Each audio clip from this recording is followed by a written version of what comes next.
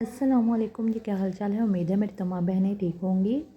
آج میں جو ناول پڑھوں گی اس کا نام ہے پس آئینہ کچھ اور ہے۔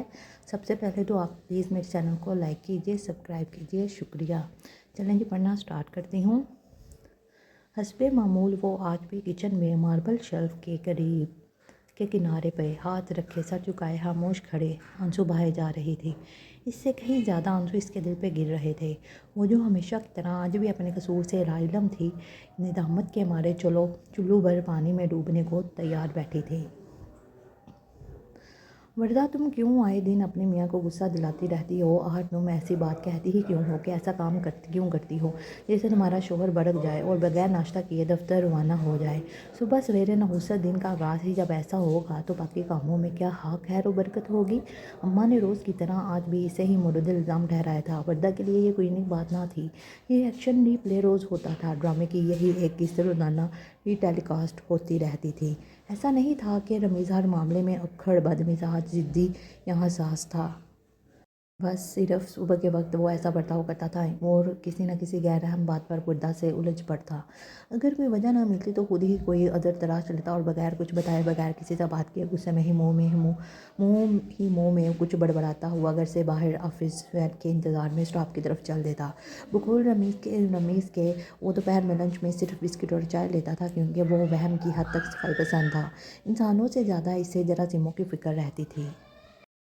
حتیٰ کہ اس کی گفتگو میں بھی بیماریاں اور ان کے علامات اور نتائج وجوہات، سدباب اور کوڑا کرکٹ، کچرے اور غلاظت کا ہی ذکر رہتا تھا۔ دفتر میں غائب نائب قاصد کی شامت آئی رہتی تھی اور گھر میں وردہ کی گھر کے دیگر افراد اس کی سعادت کی ذرا بھی پرواہ نہ کرتے تھے، لیکن وردہ چونکہ اس کی بیوی تھی سو اسے تاحیات یہ سب کچھ برداشت کرنا ہی تھا۔ وردہ کے لیے اس کا سسرال کوئی اسپتال ہرگز نہ تھا، لیکن اس کا کمرہ اسپتال کے وارڈ بلکہ آئی سی یو سے کم نہ تھا۔ بارشوں میں نہانے والی گھاس پہ پیدل چلنے والی، ساحلوں سے سیویاں چننے والی، درخت کی چھاؤں میں بیٹھ کے اپنے من پسند ناول پڑھنے والی لڑکی، جس کی زندگی پھول، چاندی، تتری، رنگ اور خوشبو کا استعارہ تھی، اب ہمہ وقت ڈیٹول زدہ فضا میں گٹی گٹی سانسیں لینے پر مجبور تھی۔ ٹی وی پہ کوکنگ چینلز میں دکھائی جانے والے ہر ترکیب کو آزمانے والی وہ اب دن رات میں اپنے شوہر کے لیے پینے کا پانی ابالتی، اسے ٹھنڈا کرتی اور اسے چھان چھان کر بوتلوں میں بھرتی رہتی تھی۔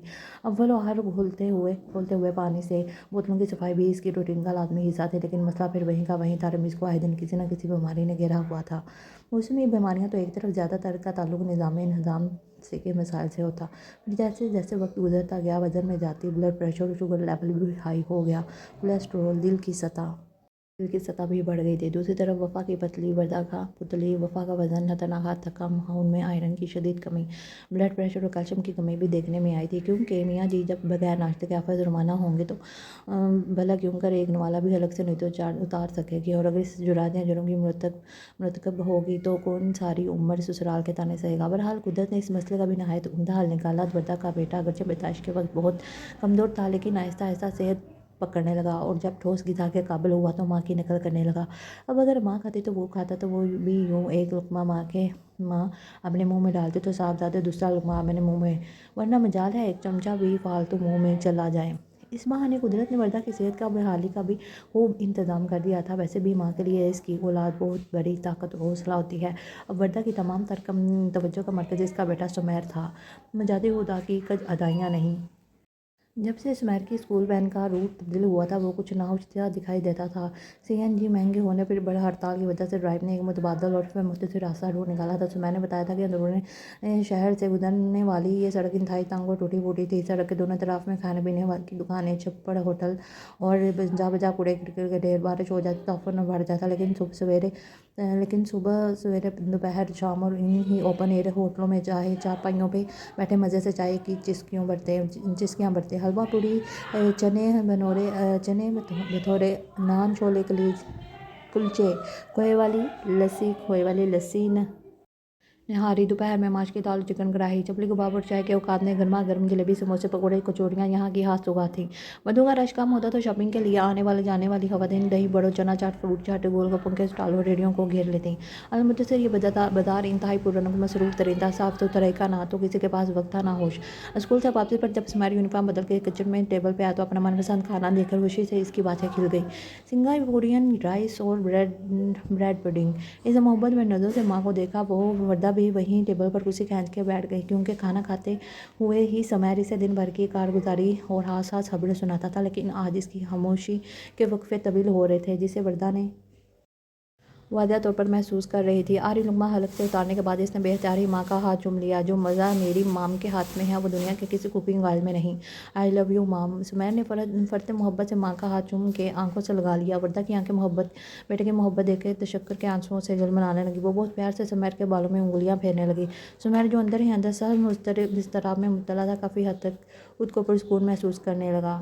مام، آپ سے ایک بات شیئر کرنا تھی، سمیر نے سر اٹھاتے ہوئے کہا۔ جی بیٹا کہیے، وردہ نے نرمی سے اس کا ہاتھ تھپتھپاتے ہوئے جواب دیا۔ سمیر سیدھا ہو کے بیٹھ گیا۔ وردہ متن گوش تھی۔ مام، کیا آپ یقین کریں گی کہ پچھلے 2 ماہ سے جب سے ہماری اسکول وین کا روٹ چینج ہوا ہے، پاپا کو حاجی نذیر کلچا ہاؤس اینڈ حلوہ پوری مرکز اور کسی دن نہاری پیلس اور کبھی کبھی کنگ شانی لسی سینٹر کے باہر گندے برتنوں، میلی کچیلی میز اور ٹوٹی پھوٹی چارپائیوں اور چارپائی پہ مکھیوں کے انبار میں باقاعدگی سے ناشتہ کرتے دیکھتا ہوں۔ اف مام، سمیر نے دھیرے دھیرے اپنی بات مکمل کی اور پھر یوں لب بھینچ لیا جیسے اسے کہہ آ رہی ہو۔ وردہ ناقابل یقین حیرت سے سمیر کو دیکھ رہی تھی۔ مام، میں روزانہ پاپا کی گاڑی کو وہاں دیکھتا تھا، لیکن اگنور کر دیتا تھا، کیونکہ دنیا میں ایک ہی رنگ اور ماڈل کی بہت سی گاڑیاں ہوتی ہیں۔ لیکن پھر ایک دن رش جاتا تھا، اس لیے وین کی سپیڈ کافی کم تھی۔ تب میں نے گاڑی کی نمبر پلیٹ غور سے دیکھی، وہ ہماری ہی گاڑی تھی۔ پچھلے شیشے پر پاپا کی یونیورسٹی کا اسٹیکر اور کشنز، ٹیشو پیپر باکس اور ٹیڈی بیئر، سب چیزیں وہیں تھیں۔ پھر ایک دن ہماری وین کا ٹائر پنکچر ہو گیا تو مجھے ذرا تفصیل سے ارد گرد کو دیکھنے کا موقع مل گیا۔ ہم سب وین سے اتر گئے اور وہیں میں نے پاپا کو کافی دیر تک دیکھا۔ سمیر نے مزید تفصیلات سے آگاہ کیا۔ سمیر 14 سالہ ٹین ایج او لیول کا طالب علم تھا، 14 دن کا بچہ نہ تھا جسے کوئی غلط فہمی ہوتی۔ وہ ایک عرصے سے شاکڈ تھا اور باپ کی دوسری شخصیت کا آج صبح تک مشاہدہ کرتا رہا تھا۔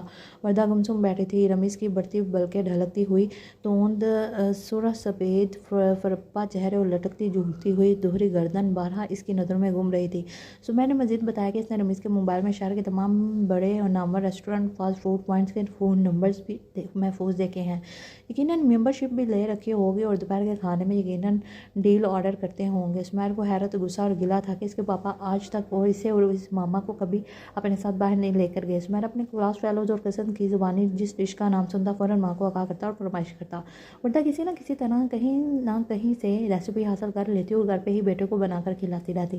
سب سے زیادہ گھی اور دکھی اس وجہ سے تھا کہ کیا باہر کا ناشتہ کرنے کے لیے ضرورت ہے کہ سب گھر والوں کے سامنے روز اس کی ماں کو ذلیل کیا جائے۔ وہ اپنے باپ کی دوہری شخصیت پر شدید الجھن کا شکار تھا اور خاص طور پر ماں کی ذلت و رسوائی کو بھی شدت سے محسوس کر رہا تھا۔ دوسری طرف وردہ آج بھی، یعنی 15 برس بعد بھی، اسی کچن میں ماربل شیلف کے کنارے سے ٹیک لگائے سر جھکائے خاموشی سے آنسو بہاتے ہوئے یہ سوچ رہی تھی، اپنے اکڑ مزاج شوہر کی محبت میں بھوکی رہنے والی وہ ایک وفا شعار بیوی تھی یا بے وقوفی کی حد تک سادہ عورت۔ تو میری پیاری بہنوں، یہ تھا میرا آج کا چھوٹا سا ناول۔ امید ہے آپ کو ضرور پسند آیا ہوگا۔ پلیز پلیز پلیز میرے چینل کو لائک کیجیے، سبسکرائب کیجیے۔ شکریہ۔